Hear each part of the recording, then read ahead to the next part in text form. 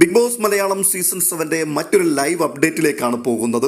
Mid week eviction അല്ലെങ്കിൽ mid week suspension, അതിനോടുള്ള ബന്ധത്തിൽ നടന്ന ടാസ്കുകൾ, ആ ടാസ്കിന്റെ അവസാനം നടക്കുന്ന വിശകലനങ്ങൾ, ഇതൊക്കെയാണ് അല്പനിമിഷങ്ങൾക്ക് മുമ്പ് വരെ കാണുവാൻ കഴിഞ്ഞുകൊണ്ടിരുന്നത്. രണ്ട് ടാസ്കുകൾ പിന്നിട്ട് കഴിഞ്ഞപ്പോഴേക്കും ഏറ്റവും അപകടാവസ്ഥയിൽ എത്തി നിൽക്കുന്ന രണ്ടാൾക്കാർ, ഒന്ന് അനീഷും മറ്റൊന്ന് ശാരികയുമാണ്. ശാരിക പരാജയപ്പെടുവാനുള്ള കാരണം തന്നെ സഹായിക്കുവാൻ വേണ്ടി വന്നവർ.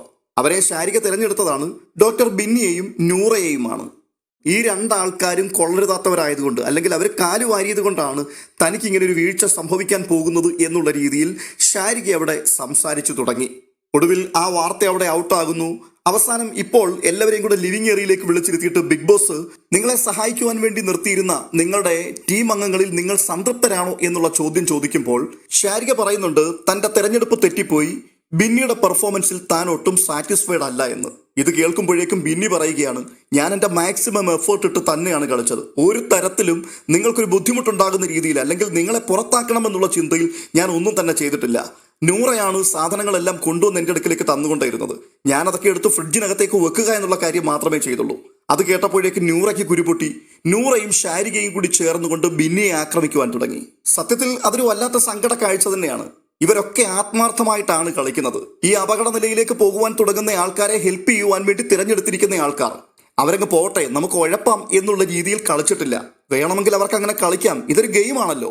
പക്ഷേ ഇത് കണ്ടുകൊണ്ടിരിക്കുന്ന പ്രേക്ഷകർ അതിനെ എങ്ങനെ എടുക്കും? അതുകൊണ്ട് 100% പ്രേക്ഷകരുടെ മുമ്പിൽ നമ്മൾ സത്യസന്ധരും ആത്മാർത്ഥതയുള്ളവരുമാണ് എന്ന് തെളിയിച്ചേ പറ്റുകയുള്ളൂ. അതുകൊണ്ട് അവർ എഫേർട്ട് എടുത്ത് തന്നെയാണ് കളിക്കുന്നത്. അതിന്റെ ഒരു ഉദാഹരണം ഒനിൽ സാബു. ഈ ഒനിലുമായിട്ട് അക്ബർ ഇന്നലെ രാവിലെ വലിയ ബഹളമായിരുന്നു.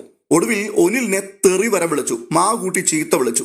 ആ അക്ബറിനെ തന്നെയാണ് ഒനിൽ തന്നെ സഹായിക്കുവാൻ വേണ്ടി തിരഞ്ഞെടുത്തിരിക്കുന്നത്. അയാളെ എന്തിനാണ് അക്ബർ സഹായിക്കേണ്ടത്? പ്രശ്നമൊക്കെ കഴിഞ്ഞിട്ട് അക്ബർ പറയുന്നുണ്ട്, ഈ ആഴ്ച അവൻ ഇവിടുന്ന് പുറത്തു പോകണം. അവൻ ഇവിടുന്ന് പുറത്തേക്ക് ഇറങ്ങി പോകുമ്പോൾ ഞാൻ കാലും വെച്ചുകൊണ്ട് ഇവിടെ ഇങ്ങനെ കണ്ടുകൊണ്ടിരിക്കും. അവൻ പോകുന്ന പോക്ക് കണ്ടുകൊണ്ട് ഞാൻ ചായ കുടിച്ചുകൊണ്ടിരിക്കും. ഇതൊക്കെ പറഞ്ഞ വ്യക്തിയാണ് അക്ബർ. ആ അക്ബറിനെ തന്നെയാണ് തന്നെ സഹായിക്കുവാൻ വേണ്ടി ഒനിൽ തെരഞ്ഞെടുത്തിരിക്കുന്നത്. പക്ഷേ അവിടെ കാലുവാരാൻ അക്ബർ തയ്യാറായില്ല. ഒനിൽ പുറത്തു പോകണമെന്ന് തന്നെയാണ് താൻ ആഗ്രഹിക്കുന്നതെങ്കിലും ഈ ഒരു ടാസ്കിൽ 100% കൊടുത്തു തന്നെയാണ് അക്ബറിന്റെ പെർഫോമൻസ് അവിടെ കാണുവാൻ സാധിച്ചത്. അയാൾ ഷാനവാസുമായിട്ട് ചേർന്ന് ഒനിലിന് മാക്സിമം ഗെയിൻ ഉണ്ടാക്കി കൊടുത്തു. എന്തുകൊണ്ടാണ് ഇവരൊക്കെ ഇങ്ങനെ കളിക്കുന്നത്? ഇത് കണ്ടുകൊണ്ടിരിക്കുന്ന പ്രേക്ഷകരായ നമ്മളാണ് ഇതിന് വിലയിരുത്തുന്നതും വോട്ട് ചെയ്യുന്നതുമൊക്കെ. ഇവിടെ നമ്മൾ ഇതിനെ ചതിയുടെ കണ്ണുകൊണ്ടേ കാണുകയുള്ളൂ.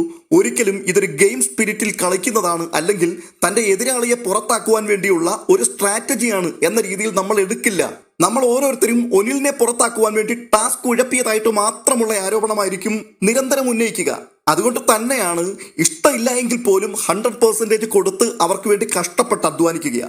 അതുപോലെ തന്നെയാണ് ശാരികയ്ക്ക് വേണ്ടി നൂറയും ബിന്നിയും കളിച്ചത്. പക്ഷേ ശാരിക ഇപ്പോൾ ബിന്നിയെ കുറ്റപ്പെടുത്തുകയാണ്. ബിന്നി കാലുവാരി എന്നുള്ള രീതിയിൽ തന്നെയാണ് സംസാരിക്കുന്നത്. ബിന്നിക്ക് അത് വലിയ ഷോക്കായിപ്പോയി. എന്തായാലും ആ ബഹളം അവിടെ നടന്നുകൊണ്ടിരിക്കുമ്പോഴേക്കും ബിഗ് ബോസ് അവരെ ഇരുത്തുന്നുണ്ട്. തുടർന്ന് അനീഷിനെ മുമ്പോട്ട് വിളിക്കുകയാണ്. അനീഷും ഡേഞ്ചർ സോണിലാണല്ലോ. അനീഷിനെ മുൻപോട്ട് വിളിച്ചിട്ട് പറയുകയാണ്, നിങ്ങൾ നിങ്ങളുടെ സഹായികളെ കുറിച്ച് എന്താണ് കരുതുന്നത്? അവർ നിങ്ങളെ സഹായിച്ചു എന്ന് നിങ്ങൾക്ക് തോന്നുന്നുണ്ടോ? അതോ നിങ്ങൾക്കിട്ട ഒരു പണി വെച്ചോ? നിങ്ങൾ അവരുടെ സപ്പോർട്ടിങ്ങിൽ 100% തൃപ്തനായിരുന്നോ എന്നുള്ള ചോദ്യം വന്നു. ആ സമയത്ത് അനീഷ് അപ്പാനി ശരത്തിനും അനുമോൾക്കും എതിരായിട്ട് സംസാരിച്ചു. അനീഷ് പറഞ്ഞത്, ഞാൻ 100% ആത്മാർത്ഥതയോടുകൂടി തന്നെയാണ് അവരെ തിരഞ്ഞെടുത്തത്. അവരെന്നെ അതുപോലെ ഹെൽപ്പ് ചെയ്യും എന്ന് ഞാൻ ചിന്തിച്ചിരുന്നു. ഞാൻ ഇവിടെ സർവൈവലിനു വേണ്ടി പോരാടിക്കൊണ്ടിരിക്കുകയാണ്. ഈ സമയത്ത് എനിക്ക് വേണ്ടി എനിക്കൊന്നും ചെയ്യാൻ പറ്റുന്നില്ലല്ലോ എന്നോർത്ത് ഞാൻ സങ്കടപ്പെട്ടു നിൽക്കുകയാണ്. അതുകൊണ്ട് തന്നെ ഈ സാഹചര്യത്തിൽ എന്നെ അവർ സപ്പോർട്ട് ചെയ്യും, പ്രൊട്ടക്ട് ചെയ്യും എന്നുള്ള പ്രതീക്ഷയിലായിരുന്നു ഞാൻ അവരെ തിരഞ്ഞെടുത്തത്. അവരെ മാക്സിമം ഞാൻ മോട്ടിവേറ്റ് ചെയ്തുകൊണ്ടായിരുന്നു. ഇന്നലെ അവർക്കൊരു ഗെയിമിൽ ഒന്നും ചെയ്യുവാൻ കഴിഞ്ഞില്ല. എങ്കിൽ പോലും അവർക്കെതിരായിട്ട് ഒരു വാക്കുപോലും ഞാൻ സംസാരിച്ചില്ല. അവരെ ബുദ്ധിമുട്ടിക്കുവാൻ പോയില്ല. അവരെ ഞാൻ മോട്ടിവേറ്റ് ചെയ്തുകൊണ്ടേയിരുന്നു. പക്ഷേ ഇപ്പോൾ ബിഗ് ബോസ് ഇങ്ങനെ ചോദിച്ചത് കൊണ്ട് ഞാൻ ഉള്ള കാര്യം തുറന്നു പറയാം, അവരുടെ കളിയിൽ ഞാൻ ഒട്ടും തന്നെ തൃപ്തനല്ല ബിഗ് ബോസ്. ടാസ്ക് തുടങ്ങിയപ്പോൾ തന്നെ ശരത്ത് പ്രസൻസ് ഓഫ് മൈൻഡിലല്ലായിരുന്നു, വല്ലാത്ത ടെൻഷനിലായിരുന്നു അയാൾ കളിച്ചുകൊണ്ടിരുന്നത്. ടാസ്ക് തുടങ്ങിയപ്പോൾ തന്നെ അണ്ടർ പ്രഷറിലായി പോയി. അതുകൊണ്ട് ശരത്തിന് ഒന്നും ചിന്തിക്കാൻ പോലും പറ്റാത്തൊരു സാഹചര്യമായിരുന്നു. ഞാൻ അയാളെ കാര്യമായിട്ട് മോട്ടിവേറ്റ് ചെയ്താണ് വിട്ടത്. പക്ഷേ അവരവിടെ പരാജയപ്പെട്ടു. കളി തുടങ്ങി പകുതി കഴിഞ്ഞിട്ടും താക്കോലിട്ടിട്ട് ട്രഷറി ബോക്സ് തുറക്കുവാൻ അവർക്ക് കഴിഞ്ഞിട്ടില്ല. അപ്പോഴേക്കും കാര്യങ്ങൾ കൈവിട്ടു പോയി കഴിഞ്ഞു. പിന്നെ ബോക്സ് തുറന്നു കഴിഞ്ഞപ്പോഴേക്കും അനുമോൾ ചാടി മഡ്പിറ്റിനകത്തേക്ക് അങ്ങ് ഇറങ്ങുകയാണ്. ഞാൻ അനുമോളെ പുറകിൽ നിന്ന് വിളിക്കുകയാണ്. കാരണം ആക്സസറീസ് ഒന്നും തന്നെ ധരിക്കാതെയാണ് ഇറങ്ങിയിരിക്കുന്നത്. അനുമോൾ തിരിച്ചു വരുന്നു. തിരിച്ചു വന്നിട്ട് ഗ്ലൗസ് മാത്രം കയറ്റിക്കൊണ്ട് വീണ്ടും ചാടുന്നു. പിന്നെയും ഞാൻ പറയുന്നു നീ ക്യാപ്പ് എടുത്തിടാൻ വേണ്ടി അതുമായിട്ട് ചാടുന്നു. ഒരു കാലിൽ മാത്രമാണ് കെട്ടിയിരിക്കുന്നത്. വീണ്ടും തിരിച്ചു വിളിക്കുന്നു. ഈ അവസ്ഥയൊക്കെ നമ്മൾ ഇന്നലെ കണ്ടതാണ്. ഇതൊക്കെ ഇദ്ദേഹം തുറന്നു പറയുകയാണ് ഇപ്പോൾ. എന്നിട്ട് പറയുന്നുണ്ട് അനുമോൾ എന്നെ തോൽപ്പിക്കാൻ വേണ്ടി മനഃപൂർവ്വം അങ്ങനെ ചെയ്തതാണോ എന്ന് എനിക്ക് സംശയമുണ്ട്. എന്നിട്ടും ഞാൻ അവരെ യാതൊരു തരത്തിലും ബുദ്ധിമുട്ടിക്കുകയോ ഒന്നും ചോദിക്കുകയോ ചെയ്തില്ല. അവരുടെ പ്രകടനത്തിൽ എനിക്ക് വളരെയധികം സങ്കടമുണ്ട്. പക്ഷെ ഇന്ന് നടന്ന ആ ടാസ്കിൽ അവർ മാക്സിമം എഫേർട്ട് ഇട്ട് കളിച്ചു. അതെനിക്ക് നന്നായിട്ട് അറിയാം.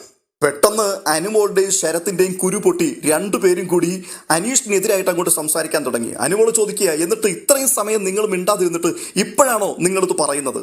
പിന്നെ അവിടെ ആകെപ്പാടെ ഭയങ്കര കോലാഹലം നടക്കുകയാണ്. അപ്പോൾ അനീഷ് പറയുന്നുണ്ട് ഇത് എൻ്റെ സർവൈവലാണ്, അതിനുവേണ്ടി ഞാൻ പോരാടിക്കൊണ്ടിരിക്കുകയാണ്, പുറത്തു പോകാൻ പാടില്ല, ആത്മാർത്ഥതയോടുകൂടിയാണ് ഞാൻ നിങ്ങളെ വിളിച്ചത്. ശരിയാണ്, അനീഷ് പറയുന്ന ഭാഗത്ത് ചില ന്യായങ്ങളൊക്കെ ഉണ്ട്. അനീഷിന് ഇത് ജീവൻ മരണ പോരാട്ടമാണ്. എന്നിരുന്നാൽ തന്നെയും അനുമോളുടെയും അപ്പാനിയുടെയും പ്രകടനം കണ്ടാൽ നമുക്ക് അവർ നിരുത്തരവാദിത്തപരമായിട്ട് ആ ടാസ്കിനെ കണ്ടു എന്ന് നമുക്ക് പറയാൻ കഴിയില്ല. ഈ അനീഷ് പറഞ്ഞ ആ ഒരു ഒബ്സർവേഷൻ വളരെ കറക്റ്റാണ്. ഇന്നലത്തെ ടാസ്ക് തുടങ്ങുന്ന സമയത്ത് ഭയങ്കരമായ പ്രഷറിലായിരുന്നു അപ്പാനി ശരത്ത്. ഇന്നും അതുപോലെ തന്നെയായിരുന്നു. അനുമോൾക്കും കാര്യമായിട്ട് ഒന്നും ചെയ്തു കൊടുക്കുവാൻ കഴിഞ്ഞില്ല. അത് അവരുടെ ഭാഗത്തുനിന്ന് വന്ന വീഴ്ചയായിട്ട് തന്നെയാണ് അനീഷ് ഇവിടെ ചൂണ്ടിക്കാണിക്കുകയും ചെയ്യുന്നത്. ഇതിലിപ്പം നമുക്ക് ആരെയും കുറ്റപ്പെടുത്താൻ പറ്റില്ല. അനീഷിന്റെ ഭാഗം വളരെ കൃത്യമായിട്ട് പറയുന്നു. അവരവരുടെ നിസ്സഹായ അവസ്ഥ, നിരപരാധിത്വം അവരും പറയുന്നു. അവർക്ക് അത്രേ ചെയ്യാൻ പറ്റുള്ളൂ. ഈ വിഷയത്തോടുള്ള ബന്ധത്തിൽ ഇന്നലത്തെ ടാസ്ക് കഴിഞ്ഞപ്പോൾ തന്നെ ഞാനൊരു പോൾ ഇട്ടിരുന്നു നമ്മുടെ ചാനലിൽ.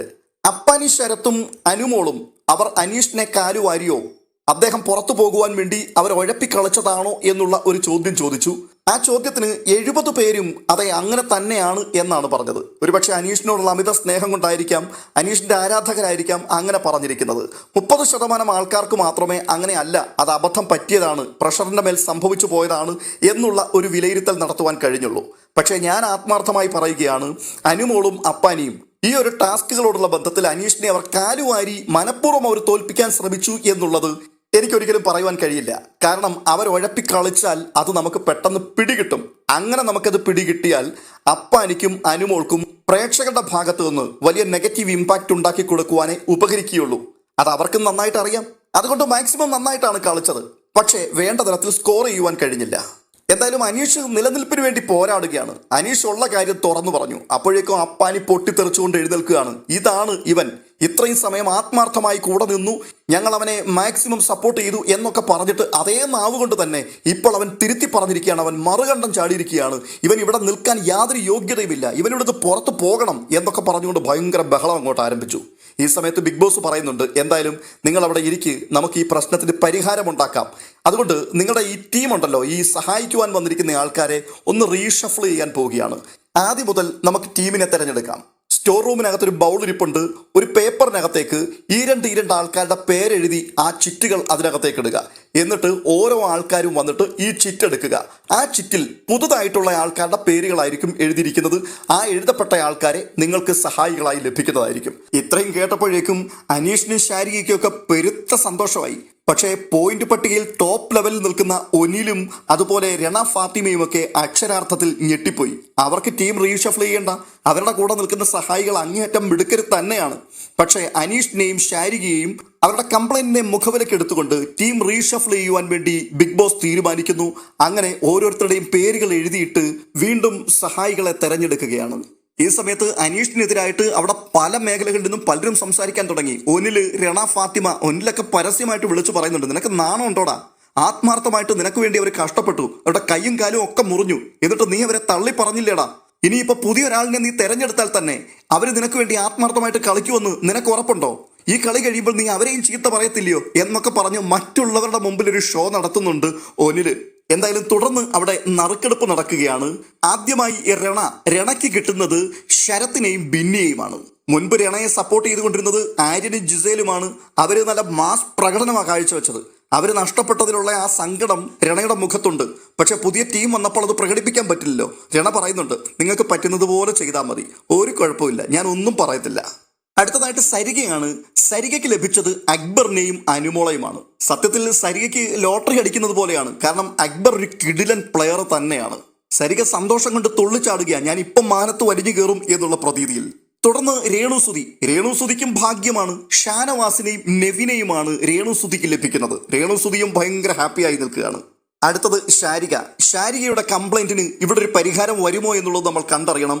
ബിൻസിയെയും അഭിലാഷിനെയുമാണ് ലഭിച്ചത്. അവരും തരക്കേടില്ലാത്ത പ്ലേയേഴ്സ് തന്നെയാണ്. തുടർന്ന് ഒനിലിന് ലഭിക്കുന്നത് ആര്യനെയും ജിസൈലിനെയുമാണ്. ഈ രണ്ടാൾക്കാരായിരുന്നു റന ഫാത്തിമയെ സഹായിച്ചുകൊണ്ടിരുന്നത്. ഇവർ രണ്ടുപേരുമാണ് ടോപ്പിൽ രണയെ കൊണ്ടുവന്ന് എത്തിച്ചത്. അതുകൊണ്ട് തന്നെ ഒനില് ഭയങ്കര ഹാപ്പിയാണ്. അക്ബറും ഷാനവാസും പോയെങ്കിലും അതിനേക്കാൾ ഒരു പടി മുകളിൽ നിൽക്കുന്ന രണ്ടാൾക്കാരെ തനിക്ക് കിട്ടി. ഒടുവിലായി വരുമ്പോൾ നറുക്കെടുക്കേണ്ട ആവശ്യമില്ല. അനീഷിന് കിട്ടിയിരിക്കുന്നത് ആദില, നൂറ ആൻഡ് ഷൈത്യ. ഇവരെ കണ്ടുകൊണ്ട് ഉടനെ തന്നെ ഭയങ്കര ബഹളം ആരംഭിച്ചു. അപ്പാനി വിളിച്ചു പറയുന്നുണ്ട്, നിങ്ങൾ കളിക്കരുത് കേട്ടോ, ഇവനെ പുറത്താക്കണം. നിങ്ങൾ അവന് വേണ്ടി പണിയെടുത്തു കഴിഞ്ഞാൽ ഇത് കഴിഞ്ഞ് ഇവൻ നിങ്ങളെ ചീത്ത വിളിക്കും. അപ്പാനി നിർത്താതെ അങ്ങോട്ട് സംസാരിക്കുകയാണ്. ആ കൂട്ടത്തിൽ സപ്പോർട്ട് ചെയ്യാൻ വേറെ കുറെ ആൾക്കാരും. ഒടുവിൽ എല്ലാവരും കൂടി ചേർന്ന് അനീഷിനെ കൂവി തോൽപ്പിക്കുവാൻ തീരുമാനിച്ചിരിക്കുന്നു. എല്ലാവരും കൂടി ഒരുമിച്ച് കൂവുകയാണ്. ആ സമയത്തെ ആ അനീഷിന്റെ മുഖഭാവമൊക്കെ കണ്ടിട്ട് വല്ലാത്തൊരു സങ്കടം തോന്നി കേട്ടോ. പക്ഷേ കളിയുടെ പോക്ക് കണ്ടിട്ട് തോന്നുന്നത് ഇതെല്ലാം അവസാനം അനീഷിന് ഗുണമായി ഭവിക്കുമെന്നാ. ഇനിയിപ്പോൾ ശൈത്യയും നൂറയും ആദിലയും കൂടി വന്നതുകൊണ്ട് കൂടുതൽ അടുത്ത ടാസ്കിൽ എന്തെങ്കിലും നേടിയെടുക്കാൻ പറ്റുമോ എന്നൊന്നും എനിക്ക് തോന്നുന്നില്ല. ഒരു പക്ഷേ അയാൾ പുറത്തു പോകാൻ സാധ്യതയുണ്ട്. അങ്ങനെ പുറത്തു പോയാൽ പോലും ഈ പ്രേക്ഷകർ മുഴുവനും ഇത് കണ്ടുകൊണ്ടിരിക്കുകയല്ലേ. ഈ കൂവി ഒതുക്കുന്നതും അയാളെ തെറി പറയുന്നതും അയാളെ ഒറ്റപ്പെടുത്തുവാനും അയാൾ പോകണം എന്ന് കട്ടായം പറയുന്നതും അയാളെ സഹായിക്കുവാൻ വേണ്ടി മുൻപോട്ട് വരുന്ന ആൾക്കാരോട് നിങ്ങൾ അവന് വേണ്ടി കളിക്കരുത്, അവൻ പുറത്തു പോകേണ്ടവനാണ്, ഇങ്ങനെയൊക്കെ വിളിച്ചു പറയുന്നത് കാണുമ്പോൾ പ്രേക്ഷകർ എങ്ങനെയായിരിക്കും ചിന്തിക്കുക എന്നുള്ളതിനെക്കുറിച്ചൊരു സാമാന്യ ബോധം ഈ അപ്പാനി ശരത്ത് എന്ന് പറയുന്ന ആളിനില്ല. തുടർന്ന് കാണുന്നത് ആദിലയും നൂറയും ഷൈത്യയും കൂടി അനീഷ് മാക്സിമം മോട്ടിവേറ്റ് ചെയ്യുന്ന കാഴ്ചയാണ്. ഇത് നടന്നുകൊണ്ടിരിക്കുമ്പോൾ തന്നെ അനുമോള് പിന്നിലൂടെ വന്ന് അനീഷിന്റെ പുറകിൽ നിന്ന് അനീഷ് കാണാതെ ഗോഷ്ടി കാണിക്കുന്നു. പലയിടത്തു നിന്നുകൊണ്ട് ആൾക്കാർ കൂവി വിളിക്കുന്നു. ഇവൻ തന്നെ ഉറപ്പായിട്ടും പുറത്തു പോകുമെന്ന് അപ്പാനി ഉറപ്പിച്ചങ്ങ് പ്രഖ്യാപിക്കുന്നു. ഇതൊക്കെയാണ് അല്പനിമിഷം മുമ്പ് ലൈവിൽ സംഭവിച്ചിട്ടുള്ളത്. ഇതിൽ എത്രത്തോളം വൈകിട്ടത്തെ എപ്പിസോഡിൽ കാണാൻ കഴിയും എന്നൊന്നും നമുക്കറിയില്ല. വൈകിട്ടത്തെ എപ്പിസോഡ് കാണുന്ന സമയത്ത് എല്ലാം ഒന്നും ആൾക്കാർക്ക് മനസ്സിലാവുകയുമില്ല. കാരണം നേരം വെളുക്കുന്ന സമയം മുതൽ രാത്രി വരെ ഏകദേശം 80-ലധികം ക്യാമറ ഒരുപോലെ ഷൂട്ട് ചെയ്തുകൊണ്ടിരിക്കുന്ന സാധനങ്ങൾ അതിനകത്തുനിന്ന് കട്ട് ചെയ്താണ് ലൈവിലേക്ക് വരുന്നത്. 24 മണിക്കൂർ ഈ ലൈവിൽ ഏകദേശം 80-ലധികം ക്യാമറകൾ ഷൂട്ട് ചെയ്തെടുക്കുന്ന ദൃശ്യങ്ങൾ മുഴുവനും എഡിറ്റ് ചെയ്ത് അത് 1 മണിക്കൂറാക്കി എടുക്കുകയാണ്. അതുകൊണ്ട് എന്തൊക്കെയാണ് ലൈവിൽ സംഭവിക്കുന്നത് എന്നുള്ളത് എപ്പിസോഡ് കാണുന്ന ആൾക്കാർക്ക് മനസ്സിലാകണമെന്നില്ല. ഇതൊക്കെയാണ് അവിടെ നടന്നിട്ടുള്ള കാര്യം. അതുകൊണ്ട് മാക്സിമം ഈ ലൈവ് അപ്ഡേറ്റുകൾ നിങ്ങൾക്ക് ലഭിക്കേണ്ടതിന് ചാനൽ ഇതുവരെയും സബ്സ്ക്രൈബ് ചെയ്തിട്ടില്ല എങ്കിൽ ഒന്ന് സബ്സ്ക്രൈബ് ചെയ്ത് കൂടെ കൂടുവാൻ മറക്കരുത്. ഒപ്പം ഈ വീഡിയോ നിങ്ങൾക്ക് ഇഷ്ടപ്പെട്ടിട്ടുണ്ടെങ്കിൽ ലൈക്ക് ചെയ്യുവാനും മറക്കരുത്. മറ്റൊരു അപ്ഡേഷനുമായി വീണ്ടും എത്താം. അതുവരേക്കും ബൈ.